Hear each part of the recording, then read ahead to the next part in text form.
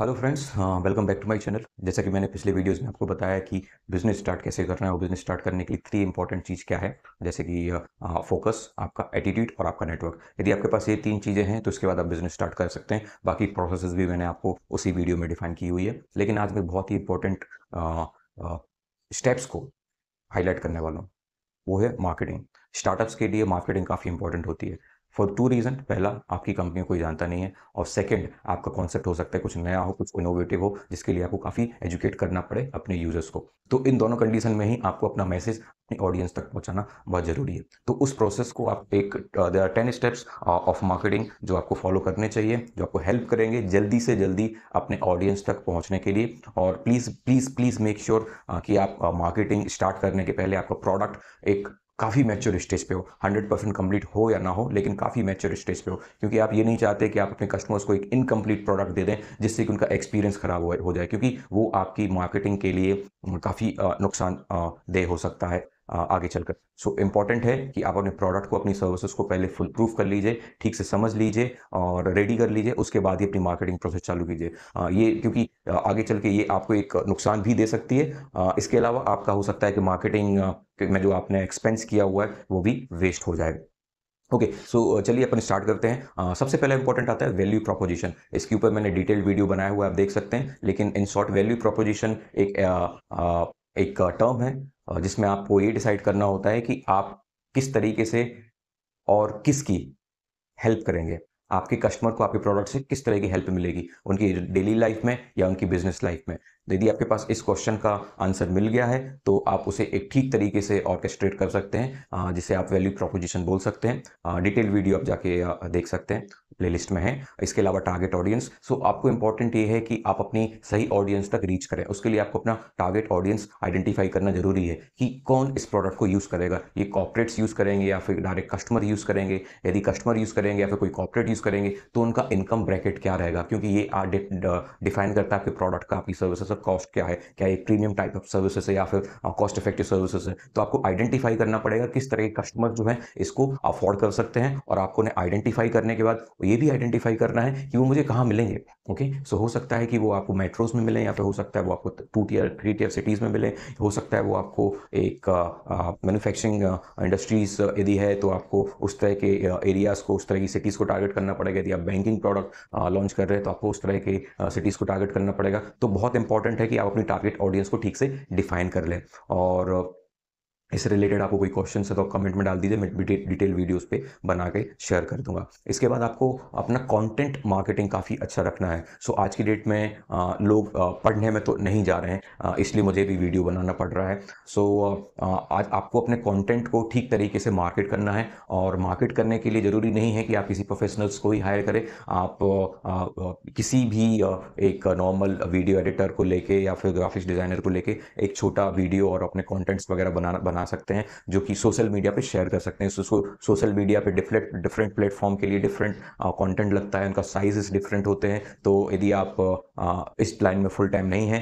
तो आपको यही रेकमेंड करूंगा कि बेहतर है कि आप कुछ थाउजेंड्स रुपीज़ देके किसी फ्रीलांसर से ये सारी चीज़ें बनवा लें। और लेकिन उसके पहले आपका वैल्यू प्रपोजिशन एकदम क्लियर होना चाहिए, क्योंकि वो कंटेंट क्रिएटर भी आपसे यही सब सवाल पूछेगा कि आपको कौन सा सब्जेक्ट पास ऑन करना है अपनी टारगेट ऑडियंस के लिए। और डिपेंडिंग ऑन योर ऑडियंस ही आपका मार्केटिंग चैनल भी डिफाइन होगा। फॉर द एग्जांपल, यदि प्रोफेशनल है, B2B है, तो आप शायद लिंक्डइन पे ज़्यादा शॉर्ट्स वगैरह डालना चाहेंगे। लेकिन यदि B2C है और किसी स्पेसिफिक एरिया के लिए है तो आप फेसबुक पे फेसबुक ग्रुप्स को यूज़ करना चाहेंगे, जो कि एक दोनों ही फ्री सर्विसेज हैं। इसके अलावा यदि आप मैं आपको और बता देता हूँ, यदि आप चाहते हैं कि ज़्यादा स्पेंड नहीं कर सकते हैं तो अपना एक बार कंटेंट क्रिएट करने के बाद आप फेसबुक पे अपना एक पेज बना सकते हैं, अपनी कंपनी का एक पेज बना सकते हैं, लिंक्डइन पे अपना एक पेज बना सकते हैं, और बाकी सोशल मीडिया पे भी अपना एक पेज बना सकते हैं। और फॉर द एग्जांपल, फेसबुक पे आप उस पर्टिकुलर कम्युनिटी को सर्च करें। फॉर द एग्जांपल, यदि आपने एक प्रोडक्ट बनाया है जो कि कॉलेज स्टूडेंट्स के लिए है, तो उस पेज के थ्रू आप कॉलेज ग्रुप्स को इन्विटेशन भेज सकते हैं, आप वहाँ पे ज्वाइन कर सकते हैं। एक बार वहाँ पे आपको आप ज्वाइन कर लेते हैं वो ग्रुप, तो उसके बाद फिर अपने रेगुलर मैसेजेस वहाँ पे भेज सकते हैं। तो आई वुड रिकमेंड कि जितने ज़्यादा ग्रुप्स में आप पार्टिसिपेट कर सकते हैं और जितने ज़्यादा मैसेजेस आप उनके साथ शेयर कर सकते हैं, आप उन तक ज़रूर पहुँच पाएँगे।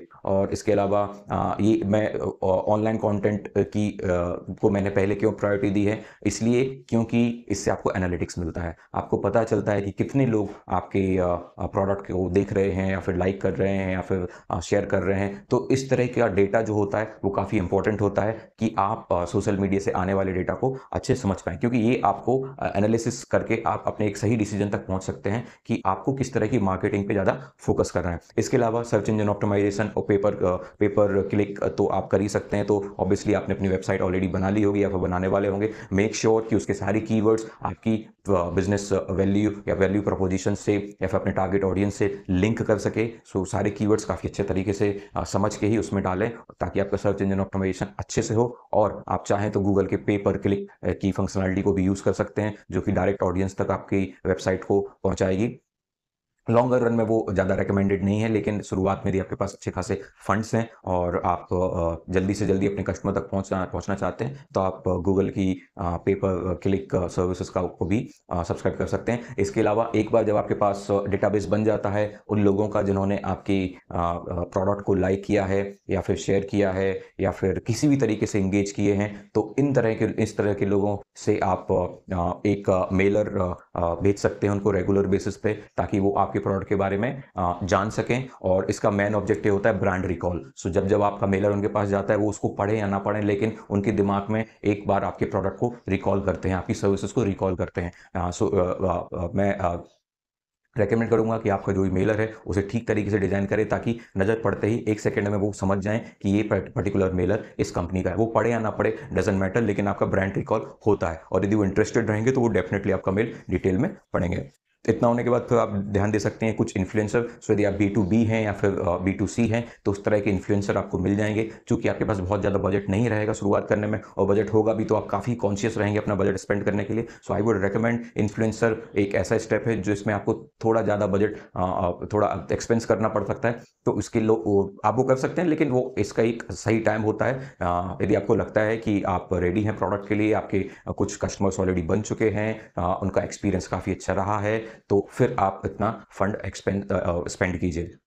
इसके अलावा आपके जो भी यूज़र्स हैं उनका एक्सपीरियंस बहुत ज़रूरी है। सो यदि आपके कोई भी कस्टमर्स जो भी यूज़र्स हैं, मेक श्योर उनके एक्सपीरियंस को आप रिकॉर्ड करें, और not on paper, because it doesn't make any sense. पहले होता था कि वो पेपर पे या मेल पे फीडबैक ले लेते थे, लेकिन आई वुड रिकमेंड कि आप उनसे 30 सेकेंड या फिर 1 मिनट का एक वीडियो बनाने की रिक्वेस्ट करें। यदि वो उसके लिए रेडी हो जाते हैं, तो ये आपको सोशल मीडिया पे काफ़ी अच्छा सपोर्ट दे सकता है। ये काफ़ी अच्छा आपकी एक ब्रांड इमेज क्रिएट कर सकती है। सो प्लीज़ मेक श्योर कि यदि आप B2C हैं, तो ये तो आपको डेफिनेटली ही करना है, क्योंकि शॉर्ट्स के थ्रू आप अपना मैसेज कई लोगों तक पहुंचा सकते हैं। और यदि आप B2B हैं, तो आप कॉर्पोरेट्स में भी ये चीज़ ट्राई कर सकते हैं और वो शेयर कर सकते हैं। और इसका जो भी टोटल एनालिसिस है कि भाई आपके प्रोडक्ट को कितने लोगों ने यूज़ किया, कितने लोगों ने उसका फीडबैक दिया है, तो ये आपके लिए एक डिसीजन लेने के लिए काफ़ी इंपॉर्टेंट पैरामीटर हो सकता है। इसके अलावा आप जो भी इवेंट्स होते हैं, जितने भी कॉर्पोरेट इवेंट्स होते हैं या फिर पर्सनल इवेंट्स होते हैं, आप वहाँ पे जाके भी प्रमोट कर सकते हैं। और आप अपने प्रोडक्ट के 2 वर्जन निकाल सकते हैं, फ्री वर्जन या फिर ट्रायल वर्जन, और एक प्रीमियम वर्जन जो कि पेड होता है। तो फ्री वर्जन में आप कुछ लिमिटेड फीचर्स के साथ उसे फ्री भी लोगों को बांट सकते हैं, ताकि वो आपके प्रोडक्ट के बारे में जान सकें और आपकी कंपनी के बारे में जान सकें। ये इंपॉर्टेंट हो जाता है कई स्टार्टअप्स के लिए, क्योंकि वो सिर्फ प्रीमियम वर्जन ही निकालते हैं, फिर सिर्फ पेड वर्जन ही निकालते हैं, और वो कस्टमर को आपके प्रोडक्ट तक तो लेके आ जाते हैं, आपकी वेबसाइट तक लेके आ जाते हैं, लेकिन उसके बाद उसे कन्वर्ट नहीं कर पाते हैं। सो इसलिए बीच में एक स्टेप रखा जाता है कि यदि वो आपकी वेबसाइट पे आए हैं, तो एटलीस्ट वो ट्रायल वर्जन या फ्री वर्जन डाउनलोड करें, या फिर फ्री सर्विसेज को इस्तेमाल करें। और उसके बाद आपके पास उनका डेटा आ जाता है, आपके पास उनका नंबर आ जाता है, आपके पास उनका ईमेल आईडी आ जाता है, और फिर बाद में वो आपकी पेड सर्विसेज पे जाए या ना जाए, बट एटलीस्ट वो आपके ब्रांड को एज थ्रू मेलर रिकॉल कर सकते हैं। और काफ़ी अच्छे चांसेस हैं कि उन्हें जब आपकी सर्विसेज अच्छी हैं, तो वो डेफिनेटली आज नहीं तो कल आपके प्रोडक्ट को ज़रूर खरीदेंगे। और इसमें आपका कुछ एडिशनल कॉस्ट नहीं जाने वाला है। आपका वर्जन जो है उसको आप थोड़ा कम फंक्शनैलिटी के साथ आपको फ्री वर्जन पे डालना है। ये आपको ब्रांडिंग में काफ़ी कुछ हेल्प करेगा और काफ़ी बड़ी ऑडियंस तक आपको पहुंचाएगा। सो इन सारे पॉइंट्स से रिलेटेड ये 10 पॉइंट्स हैं। इन 10 पॉइंट को आप ध्यान रखेंगे और उनसे रिलेटेड कोई भी क्वेरी है आप प्लीज़ मुझसे पूछ सकते हैं। वीडियो को ज़्यादा लंबा नहीं करना चाहता हूँ बिकॉज ये सारे टॉपिक्स अपने आप में काफ़ी बड़े टॉपिक्स हैं। सो आपका जो भी क्वेरीज हैं प्लीज़ आप कमेंट बॉक्स में डाल दीजिए। I will revert back to you. यदि कॉमन क्वेरीज है तो उसके लिए फिर मैं एक डिटेल वीडियो बना दूंगा। So I wish you all the very best.